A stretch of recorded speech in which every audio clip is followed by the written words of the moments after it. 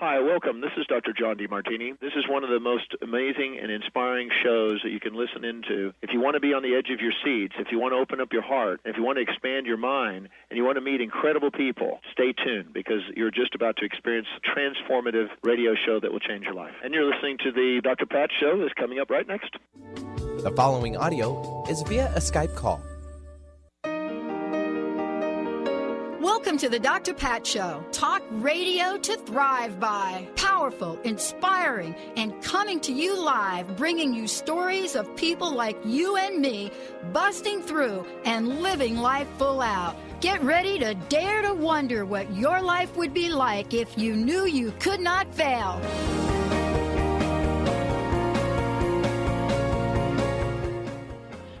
Hey, everybody, welcome back. If you've been listening to the first hour, I want to welcome you back to the Dr. Pat Show, Transformation Talk Radio. For those of you just tuning into the second hour, you can tell I'm chuckling a little bit.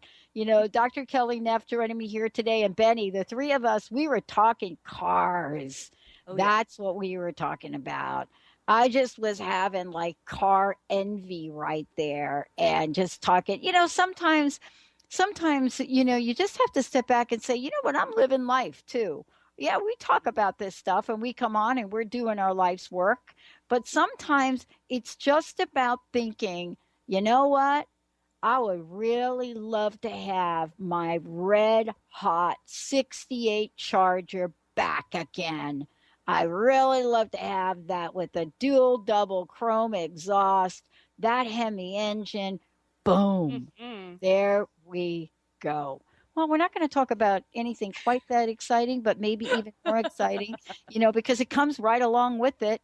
You know, I don't even want to touch the topic of uncovering your sexual consciousness. I can tell you, I can get right there talking about that 68 Challenger. It just, I could go, we're not going to go there, but we are going to go there. Let me just introduce all of you. You've heard her fill in for me on the show. You've heard her own show, of course. Dr. Kelly Neff joining me here today, psychologist, author, founder, director of the Lucid Planet. Reaches millions of people with not just her radio show, but her articles on psychology, spirituality, and wellness. Is somebody that is really rocking the world of taking a message out there that is busting through, as we like to say, crust busting through all of the boundaries about the way we think, the way we feel, and the freedom that is our divine birthright. Today, we're talking about uncovering your sexual consciousness. And why do we have to uncover it? Because it is covered up tightly. Ancient knowledge traditions across the globe have known for thousands of years that this balanced sexuality is key to our health, our wellness, and our longevity. But what does that mean in today's world? You know, what is sexual consciousness? And why is it that we are now longing to talk about it, bring it to the forefront, and understand the interconnected intimacy that is so part of who we are, and why it is time now for us to reveal our true nature? That's Dr. Kelly Neff's message. Great to have you here, Dr. Kelly. Great to be here, Dr. Pat. Thank you so much for that introduction. Wow. I love it. I love the conversation because I'm telling you that 68 Charger, not Challenger, Charger that I was talking about. I got a text from somebody who said, "Oh, honey, don't talk about the Challenger. You got a Charger." I said, "Yes, I did." You want to talk about the 68 Charger and the conversation about consciousness and spirituality today and sexuality. It is part of that era, that, you know, that 60 eras where we started to look at this idea of sexual consciousness. And then we got amnesia. So I'd love for you to talk about what you're doing in the resurrection of this, but what it has come to mean now in today's day and time. Great to have you here. Great to be here, Pat. And, you know, I think that that's really important. When you mentioned how there are certain things that just bring us intrinsic joy and pleasure and excitement, whether it's your 68 Challenger or my boyfriend Jimmy's 69 GTO, both cherry red, I'm sure. But Mine was. yeah, so is his. Mine was candy apple red with black stripes. Yeah, his is carousel red. It's the official old school, but he's repainting it more cherry. But anyway, side topic. But the point is that these things that trigger these very intense feelings, and there's a fierceness and a strength to it and an excitement to it, and that in a lot of ways does parallel the work that I'm doing with this sexual consciousness emerging, and the idea that we are slowly uncovering all those parts of ourselves that we've been told, both as men and women in different ways, you can't talk about this. And nobody will love you if you tell them this. And you better toe the line and just do what everyone else is doing. Don't ask questions. Don't be different. All of these kind of limitations. And then you think about that car and like the way it's just so, it like knows what it is and it loves it and it makes a statement.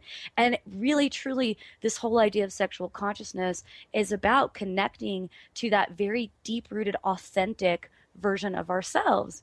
And that really, for me, is the true, we all talk about revolution and evolution. The truest revolution is really getting to know who you truly are. And that is how we heal. And so for me, like this is really about healing. It's about bringing people into a state of mindfulness in the present and kind of understanding that, we have been repressed and suppressed, and it's happened both on unconscious and conscious levels. And in order to we can change it, but we actually need to become aware of this first. Yeah, I want to talk with you about this in a lot of different ways. One of them, I want to get back to something you said earlier. And I know that this is something that you're passionate about. You're writing about it. You got a fabulous book that is in the process about it. Oh, yeah. But I want to get back to something that you touched upon and really expand upon it. Something as natural as sexual consciousness that has been repressed, right? Mm-hmm. Someone said to me, it's got to be about 20 years ago when we were talking about this. I don't know at what point in time.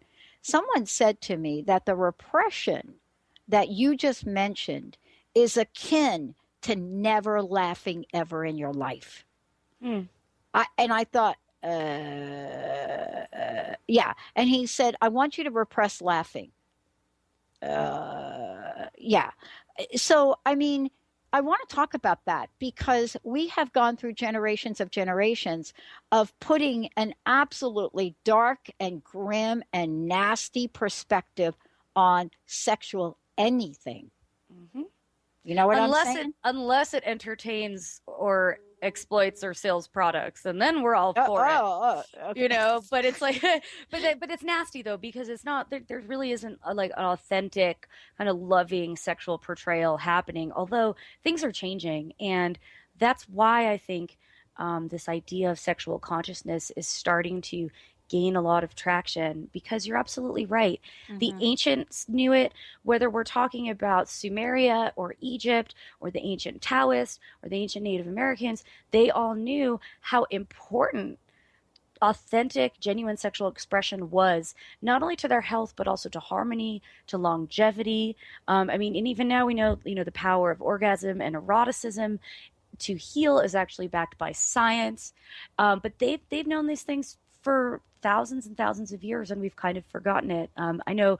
So yes, that repression, the Kadoshka, who are an ancient Nagual shamanic tradition in North America and South America, talked about how sexual repression is one of the major sources of disharmony in humans, and that the lack of healthy expression is the root cause of abusive, violent, and addictive behaviors.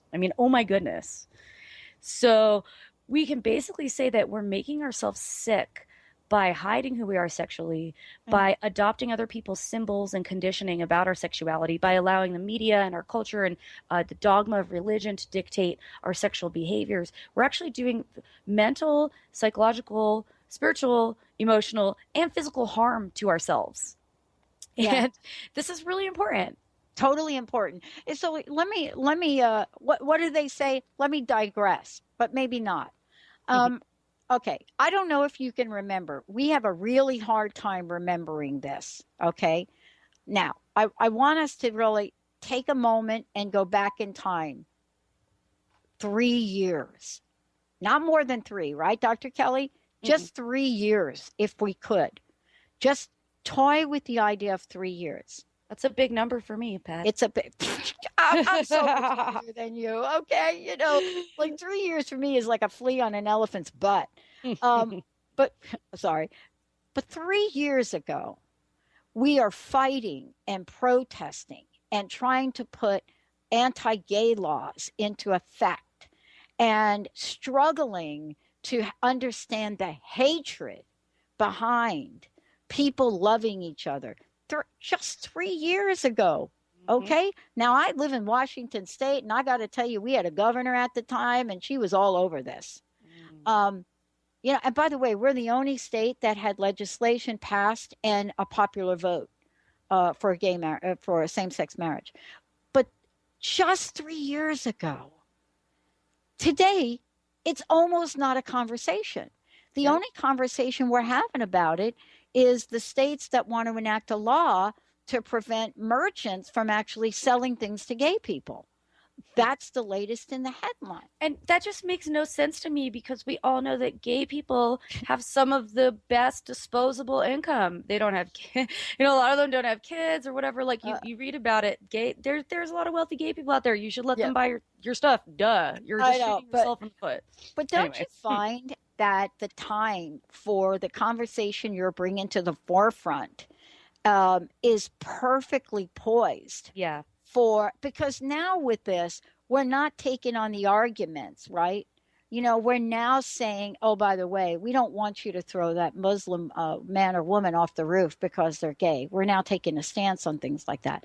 But isn't it the time now where we're having this conversation that you're bringing to the forefront? Yeah. Which is one of beauty as opposed to one of sin. Isn't that a big change? It is. Well, how can we hate how can our natural body be sinful, and the natural pleasurable experiences that we get as a gift of spirit? How can that be a bad thing? I just want to briefly touch on what you said, please.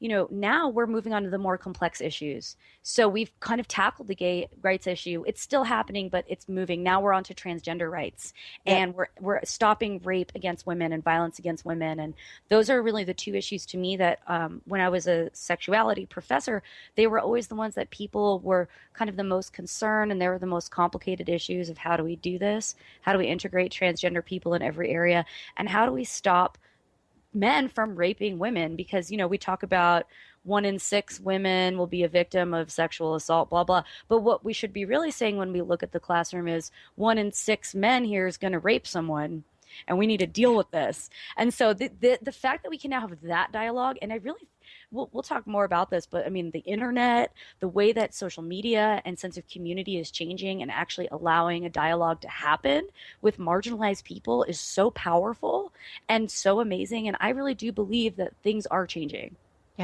Yeah, they are changing. And it used to say they were changing at a snail pace. That's not what's happening. It's not at a snail's pace. Things are changing so rapidly. We're going to take a short break. When we come back, we're going to talk with Dr. Kelly Neff. And Dr. Kelly, by the way, we're going to tell you about a radio show. Also, we're going to tell you about some of the events that she participates in. When we come back, you know, we're going to talk about what are the things we can learn from the ancient traditions of the past. Yes. You know, and what scares us most about having the forefront of who we become have the word sexual in it. Stay tuned, everyone. We'll be right back.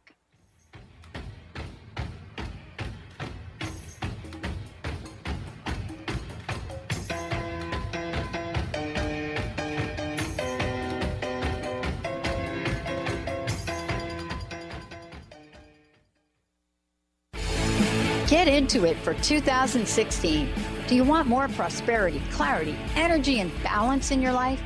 Join Lynn Brown now for one of her amazing workshops, each focusing on a key part of living your best life. For more information and to register for one of these amazing workshops, visit lynnbrownevent.com. That's lynnbrownevent.com. And get into it this 2016 with Lynn Brown. On the cutting edge of the new mainstream, Christine Upchurch is passionate about bringing together science, psychology, and spirituality in a way that can be applied to our everyday lives for true transformation. The Christine Upchurch Show. Stellar conversations to illuminate your journey. Engages some of the most outstanding visionaries on the planet in lively dialogue to inspire you to become that bright light you're meant to be. Join Christine every Friday at 11 a.m. Pacific Time on KKNW, AM 1150, and Transformation Talk Radio. Almost everyone at some time in their lives ask themselves, what am I? Most of our questions are ego-generated and simply don't address the problem of our false self. It's time to relax your ego and embody your soul. Dr. Dan Cohen, neurologist, inventor, and author, has created tools to awaken, a new way to transform from who you thought you were into what you truly are. Visit toolstoawaken.com today. There are so many resources out there for meditation. But did you know that Atana's Heart Earth Healing Meditation is available for you for free? Yes, that's right. You can receive this free healing meditation today from Atana Vadili. All you need to do is visit his website, atanamethod.com. That's ATAANA method.com, and sign up. You will receive your free meditation instantly. That's atanamethod.com. What if your body and mind were the compasses to the secrets, mysteries, and magic of life? Glenna Rice, co-host of The Questionable Parent, is inviting you to access all that is possible. Glenna is a 10-year certified veteran access consciousness facilitator who offers an amazing variety of life-changing classes and workshops. Work with Glenna from anywhere, with teleclasses and workshops all over the globe. To learn more and see Glenna's current schedule of events, classes, and workshops, visit glennarice.com. Francine Vale is a being of light. She believes that all people of planet Earth are as well. As co-host of the Angel Healer radio show, Francine teaches you heart-centered ways to manifest healing on your own behalf and how to integrate love more fully into your daily life. Connect with your angels as you find your life flowing with ease and harmony. Walk the path of light with Francine and Dr. Pat Basili every month on TransformationTalkRadio.com.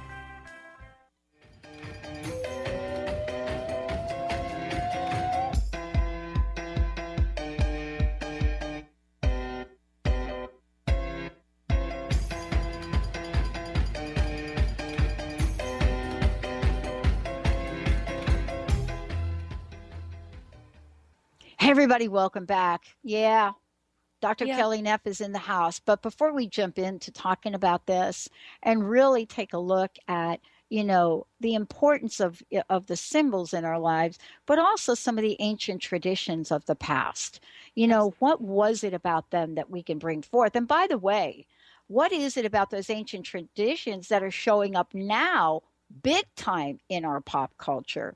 But before we go to that, Kelly, would you mind, first of all, telling folks how they can find out more about you? Tell them about Lucid Planet, tell them about the radio show, and give them your website too. Absolutely. You can find everything you need to know about me at thelucidplanet.com. And you can also listen to all of the previous episodes of Lucid Planet Radio just by going to lucidplanetradio.com. I can't believe it, Dr. Pat. I just wrapped yesterday my 56th episode of the show. Try saying that 5 times fast. Anyway, and the show is really all about helping to empower people as we experience this global shift of consciousness, and we're all changing and evolving, and it's really a dream come true for me to be able to highlight so many incredible and inspiring people and what they're giving to the world and the tools that they have. I mean, just yesterday we were talking about how you can heal absolutely anything by shifting your consciousness with Dr. Stephen Hall, who's a 30-year veteran of functional medicine and alternative medicine and used to teach at the universities, and his changing understanding of it all is so fascinating. And Yeah, so I feel incredibly blessed to be able to do this. And I'm a academically trained psychologist, and I was a professor and a researcher. Pat and I, of course, went to the same graduate school. Yeah, we did. And both ended up here. So it's not that much of a stretch, is it? It's really not. Well, I love the synchronicity of this. Not only did we go to the same school, but we had the same thesis advisor. We did. I switched for my dissertation, but here we are. I love the way the universe works. Yeah. And you and I, we didn't meet each other while we were in program, but we did come from the same sort of educational evolution in that way. Yes. And I think that's the coolest thing, that, you know, we get to do that. Here you and I went to school thinking we were going to be all about whatever we were going to be. And now here we are being about what we're going to be, but it's totally not what was in our game plan, was it? No. And I love that. I love that too. I'm so open to it. And I feel like in a way it's better because this is such a, you know, just really connected to that authentic self and wanting to share that. And that's really all we can do. Well, I got to tell you something. Yeah. Before we get to that, we got to call her that. We obviously have cracked a little bit of something open here. So we have one of our callers. I think we should bring her on. What do you think? Let's do it. All right, Benny. Christine from Seattle, welcome to the show. Hey, Christine, welcome to the show. Hi, Christine. Hey, Dr. Pat. Hey there, guest.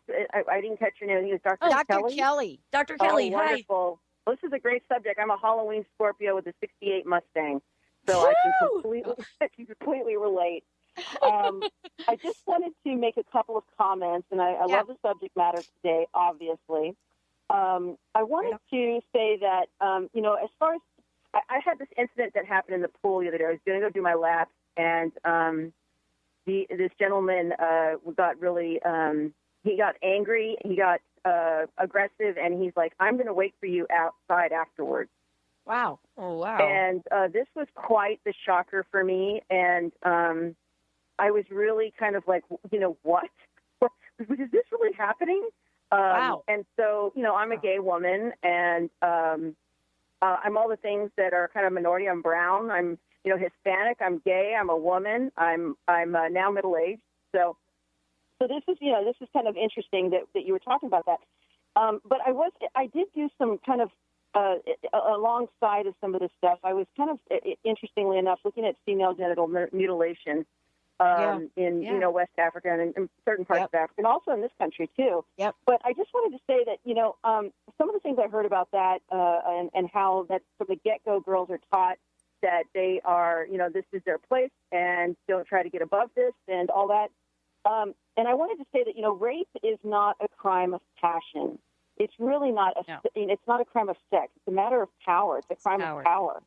And I have to say that, you know, growing up a Jehovah's Witness and having a lot of this polarity, this resistance to what your sexual nature is, I'm not sorry about the way I grew up, but I think it's really important for people to capitalize on what happens to them, to make something with it. Instead of having it be just expensive, have it be worth it.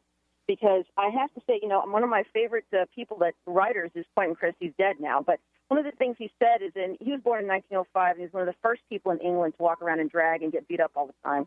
But, you know, he said it's difficult for young people nowadays to understand understand any of these things about how to be themselves, because sexual, quote, freedom has become more important than identity. And I look at that and I think, yes, that is such a huge issue now. When you talk about what is happening with repression, I think the most prominent thing that I see happening with repression is that we are repressing ourselves. And what we see is a reflection of that outside of ourselves. So I think if we really want to get back to, you know, how to be easy with ourselves sexually, I didn't really mean easy, but you know what I mean.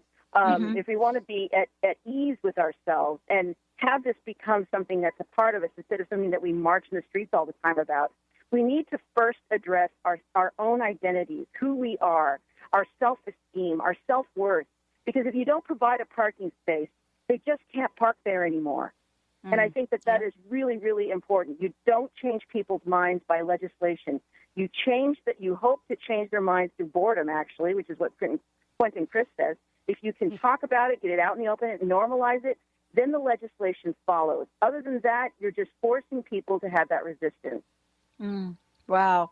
Kelly, what Yes. Kelly, I can't wait to hear what you would like to say to Christine. I completely agree, Christine. Thank you so much for calling in and for sharing that perspective. As a psychologist, I am so dedicated to helping people actually find that self-worth and self-acceptance. And it comes, I believe, first and foremost, from addressing the underlying sexual symbols that we have adopted. Because you hit the nail on the head. We're doing this to ourselves. We're like the prisoners holding up the walls and locking ourselves in the cage, because we're adopting what we perceive from the outside and then allowing that to become our own identity instead of genuinely tapping into what our identity is ourselves. So I've done a lot of work on creating my own kind of model of the underlying sexual symbols and where they come from and how we address them and how we work with them, with the idea of being able to integrate those and then creating right action in our own lives. So I think that your work is really interesting because, again, this is not like, oh, you shouldn't be doing what you're doing or nobody should be doing what they're doing. It's just that it's really great that you're integrating self-esteem and self-worth with the work you're doing, because unless you have those, you can be fighting the world forever. And that's not what we want. We don't want to manage these problems. We want to eradicate them. And by having, the self-worth and having these ways in which I love that you said, gay people have so much expendable cash. We do. And so, and honestly, 30 years ago, I said, if they really got smart, they'd say, yeah, we'll allow you to get married because I can go after you for their debt.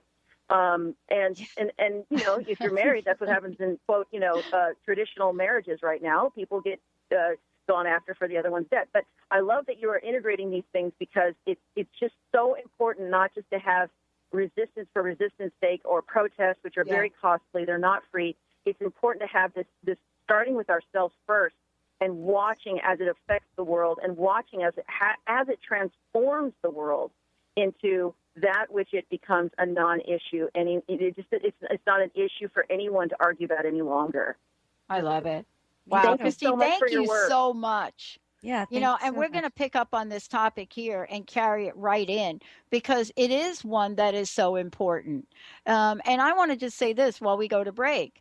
How have the protests of the past, Christina will relate to this, how have the protests of the past, the marches for women's rights, the marches for men's rights, by the way, and I'll talk to that when we come back. How about, let's just say it, can you even believe it, some of you very young youngsters, the burning of the bra ceremony in Atlantic City? How does any of that contribute? I hate bras. To... Sorry. I got to tell you, I don't really know many women that love their bra. No. I really don't. No. That has got to be the sentence you get in life. To walk around fashionably in the United States. But that's another topic. When we come back. Well, free the nip. It's all part of it. Oh, we're going to be, oh my God, don't even get me there because I'm going to be jumping into my, the famous tennis sisters and, don't even get me there. Let's take a short break, everybody. I will be right back. Kelly Neff is in the house.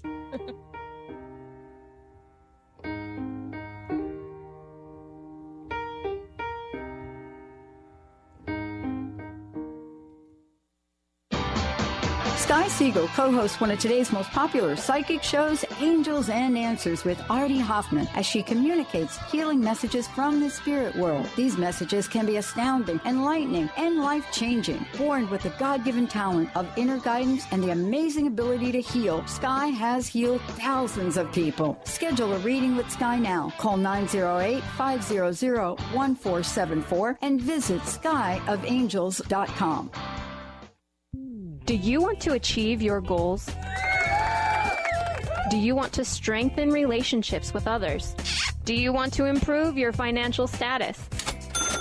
Colette Marie Steffen is partnering with Mark Kettenbach to bring you an energetic upgrade online experience. Unfold and develop your full potential. Visit energeticupgrade.com today for more information. That's energeticupgrade.com. Get ready to rid yourself of all that is weighing you down and holding you back from living the life you want for yourself. Coming Clean, The Art of Transparency with Catherine Moss is a hit show for women in recovery who are ready to live life on purpose. Tune in and let Catherine help you live your truth one day at a time. Live each Tuesday, 9 a.m. Pacific on TransformationTalkRadio.com. How would you like increased health and vitality? How would you like to avoid the onset of disease as well as slow the aging process? This is all possible through a simple, safe, and natural process. Every day we are either moving toward wellness or away from wellness. Hi, I'm Mary Jane Mack. I'd like to be your partner in achieving optimal health. Contact me now at maryjanemack.com or call 425-392-0659. Visit maryjanemack.com. Hi, this is Leslie Fontaine. It's always surprising where we feel like a victim. We hate that word, but it's a chance to shift that energy where we want something out there to fix us. We are coming from within with the shift. When we find these spots, we get alarmed, but we can allow Source, our higher self, and our will to change that intention into empowerment. Choose today to allow that. Choose to forgive yourself and choose to be totally responsible. Are you ready to shift into your best life? Visit lesliefontaine.com and let's talk about unfolding all that you want to be, do, and have. You'll find sessions, classes, and audio products to help remove the blocks and move you into your potential. And listen to my show, Sheer Alchemy, on Transformation Talk Radio, Wednesdays at 10 Pacific, 1 Eastern.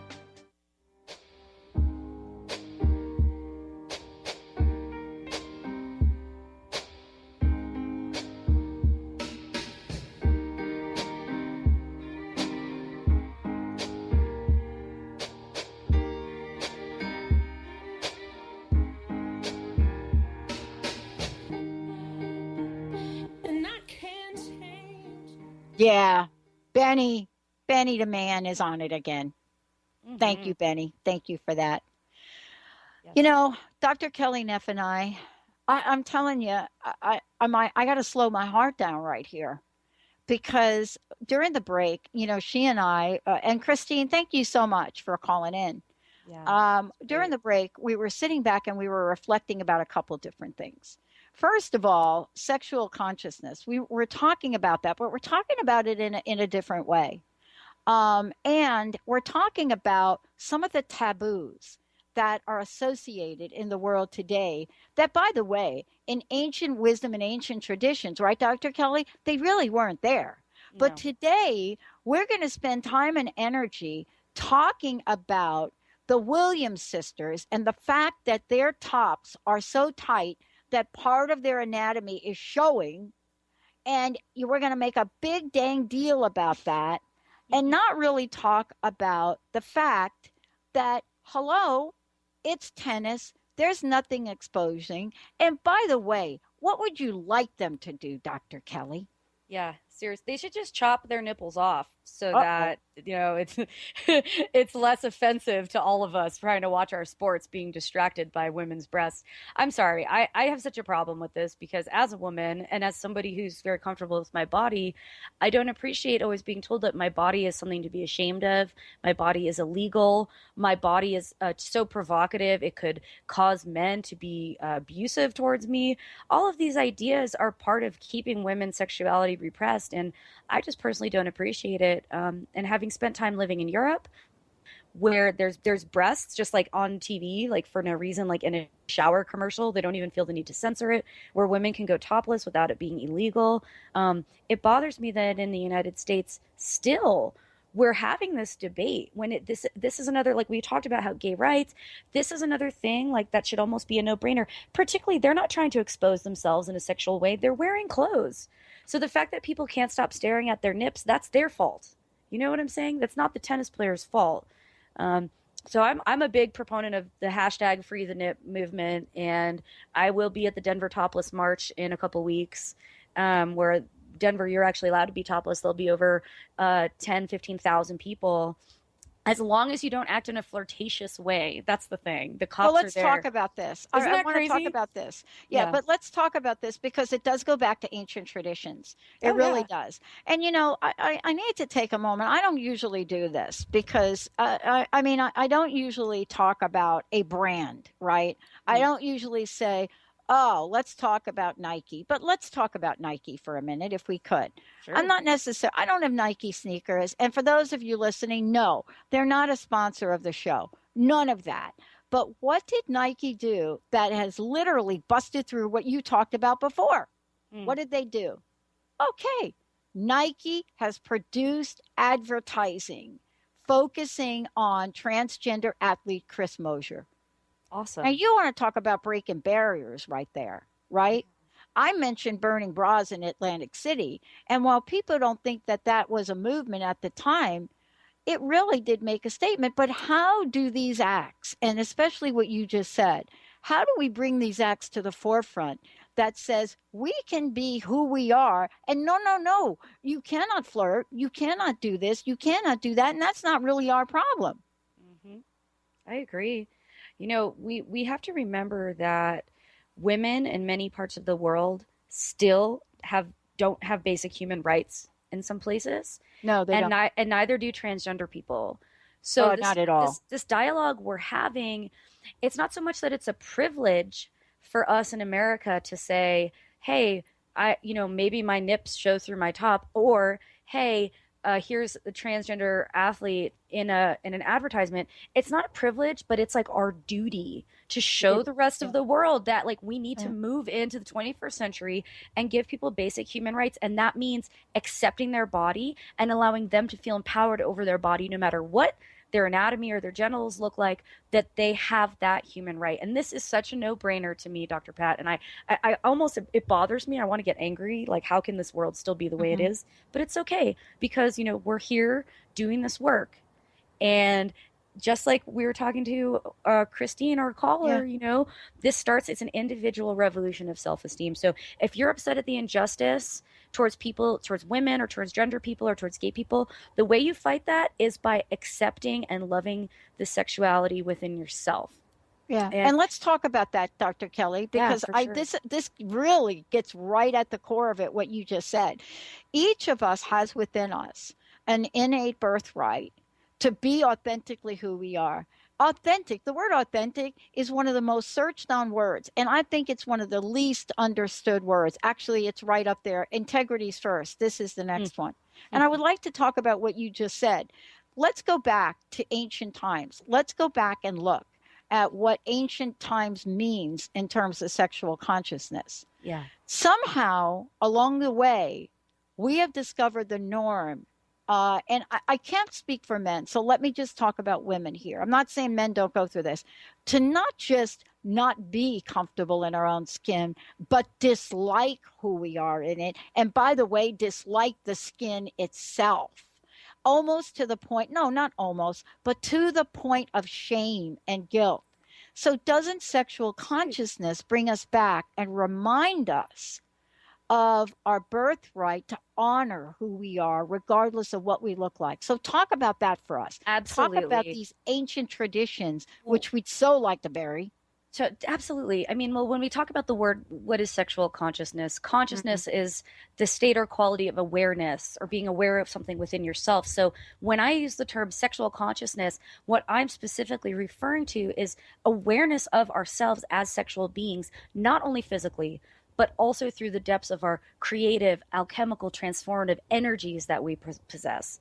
That this is something that everybody has within them. And we've known for thousands of years. One of my favorite examples is the white tigress tradition of Taoism, which is an elite society of women dating back over 5,000 years. And their whole idea was essentially that women would take on sexual practices for the purpose of realizing their full feminine potential and even immortality.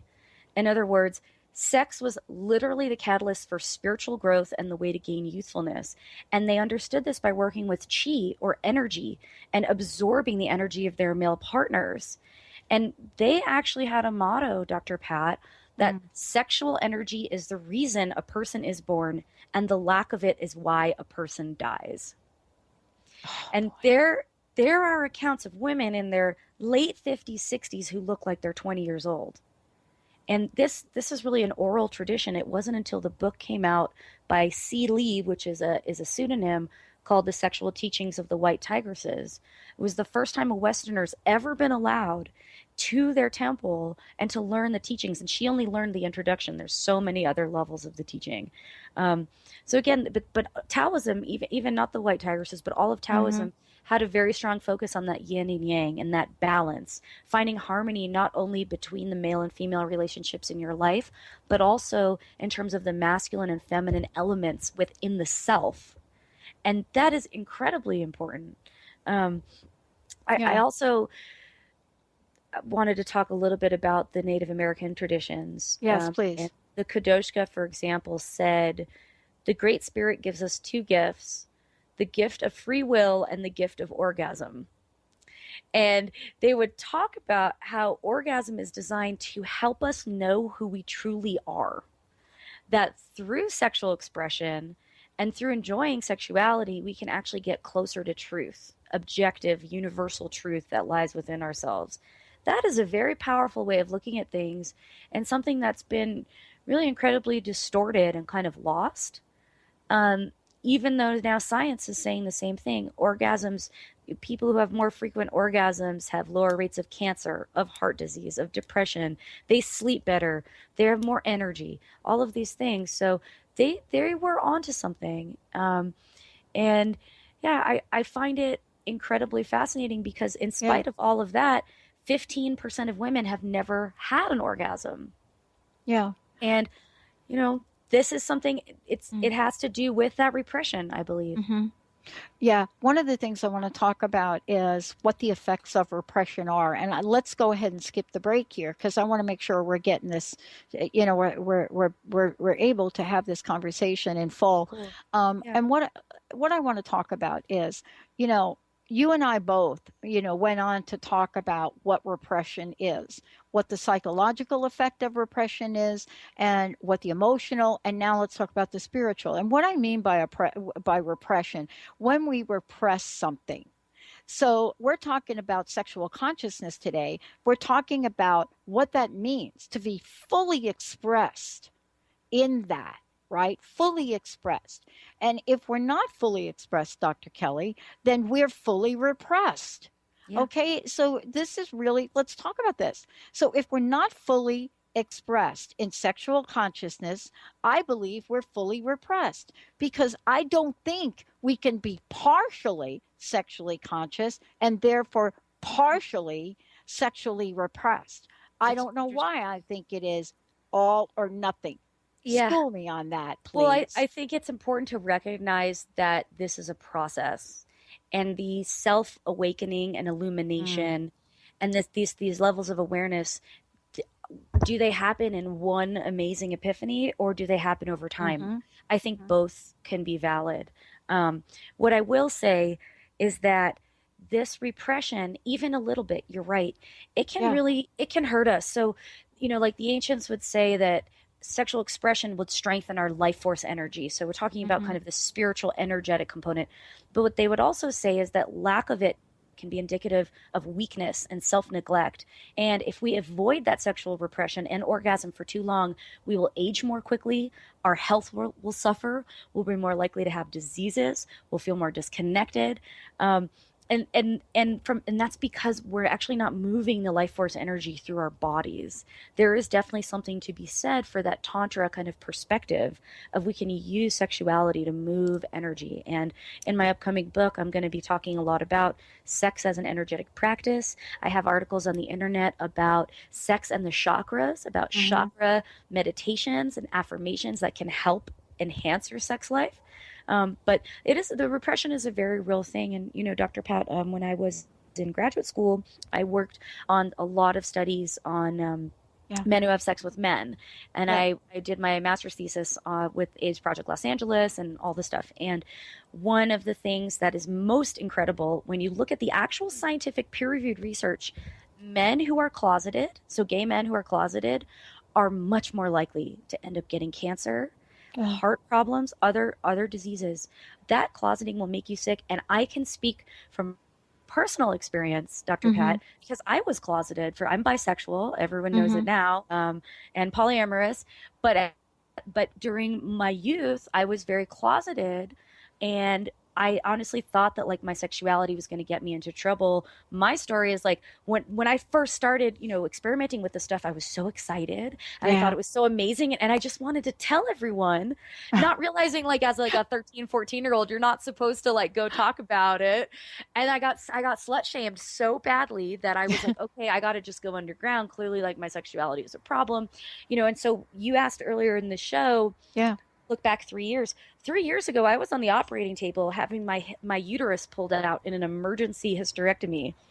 And I can't prove it, but I have a belief that part of the reason why my uterus was so sick was because I closeted myself and I repressed my sexuality for so long. So I have a personal investment and passion in this topic because of my own journey and experience.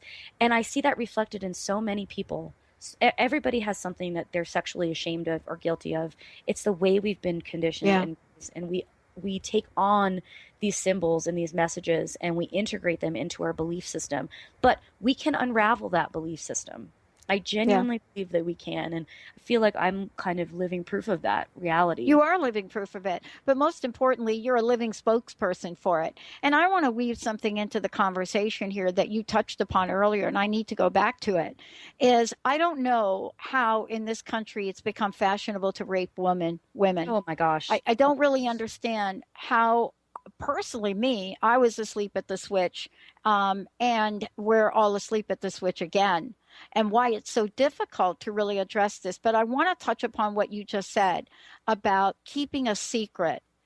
You and I both went on to study aspects of this, but I am not an expert. But I will ask you this question. Isn't the notion to really repress what has happened to you as a woman or a man, by the way, who was sexually abused? Now, let's couple that with beyond sexual abuse. Is there such a thing? Yes, there's rape.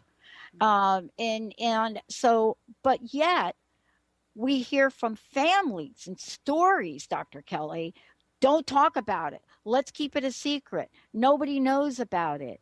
It's taboo to express ourselves. How damaging is that? This is so damaging. Let's go back to ancient times about that too. How damaging is that? And how much of a violation is that in the effect on people? So incredibly damaging, Dr. Pat. And I'm glad you bring it up because so many people who have experienced, I have had twice, men have tried to sexually assault me, and I was fortunate to get away. But many women are not as fortunate. And I know so many women who have experienced the trauma of this and felt like they had no support. They don't want to talk to the authorities. Nobody understands them. No one wants to hear about it. And they don't want to victimize themselves by making a big deal out of it. As children, there's nothing more violating than being told that you're not allowed to express this traumatic thing that happened to you. Less than like 0.1% of rape cases are fictionalized. And of course, that's all we see in the media, right? But a child is not going to make this up. Okay, listen to your children and have that dialogue with them, even though it's scary and hard. And would we really rather push these things under the rug? It seems ludicrous to me, Dr. Pat.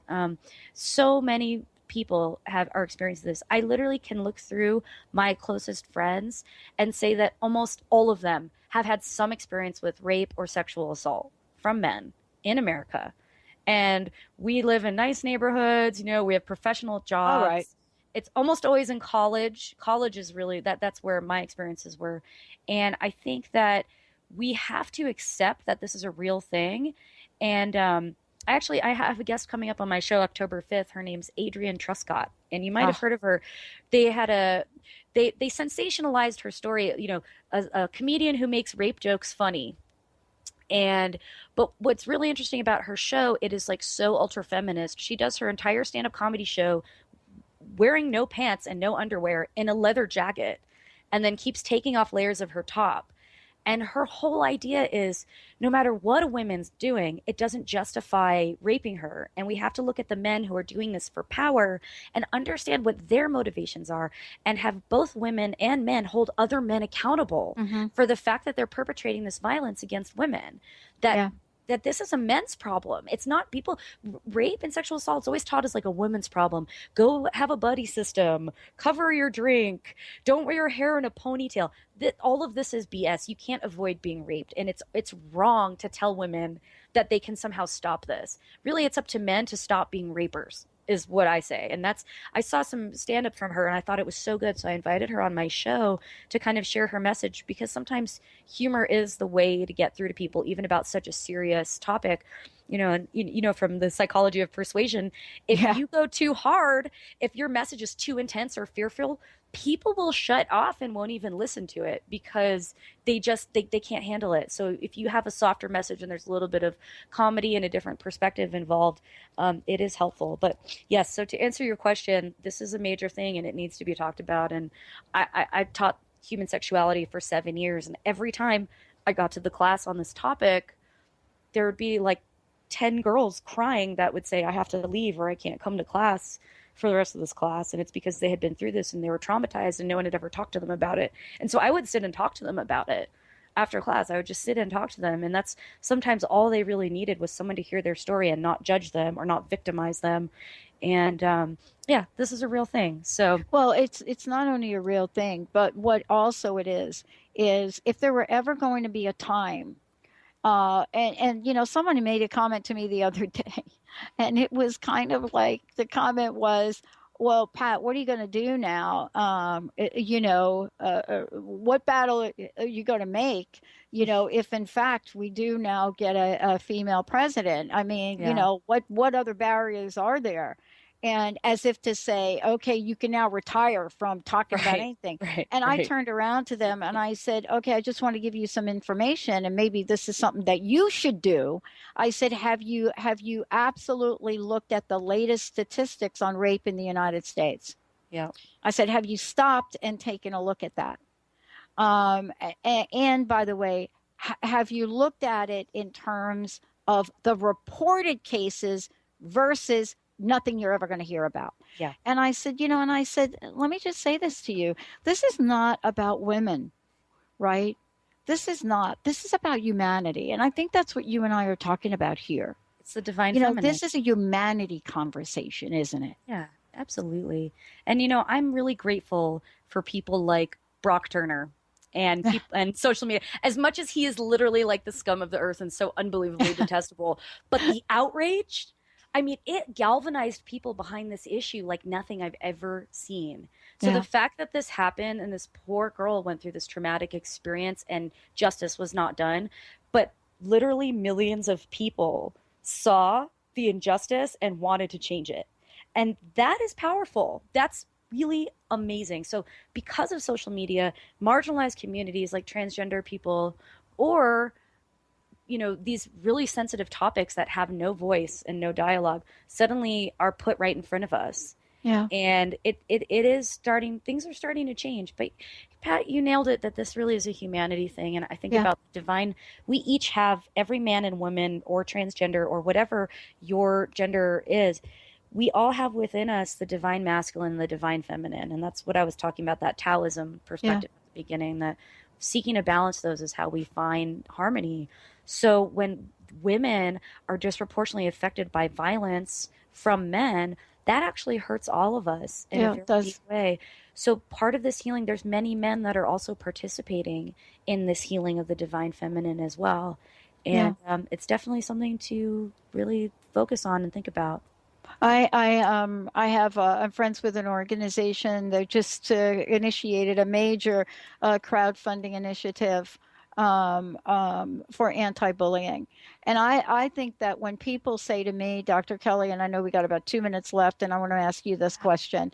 I know when they say to me, well, Pat, have you run out of things to do?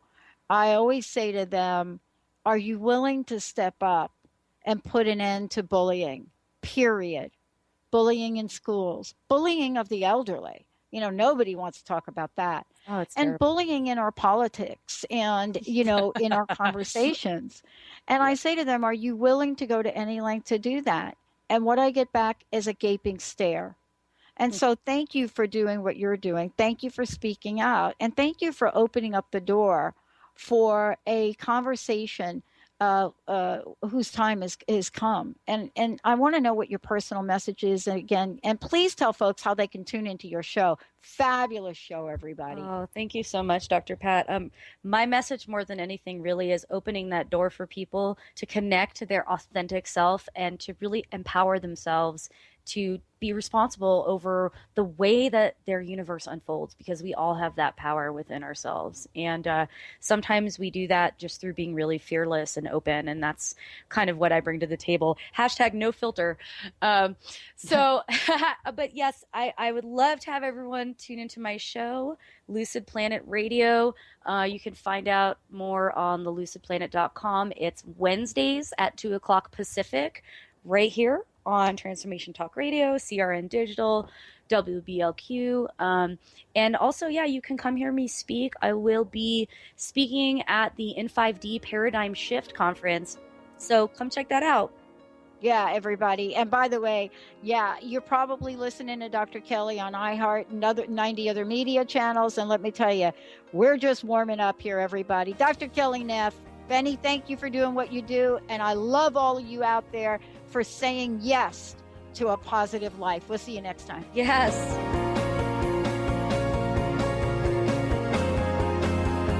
Lights go out and I can't be saved. Tides that I tried to swim against put me down upon my knees. Oh, I beg and plead, singing, come out of things unsaid. Shouldn't I pull off my head and a trouble that The preceding audio was via a Skype call.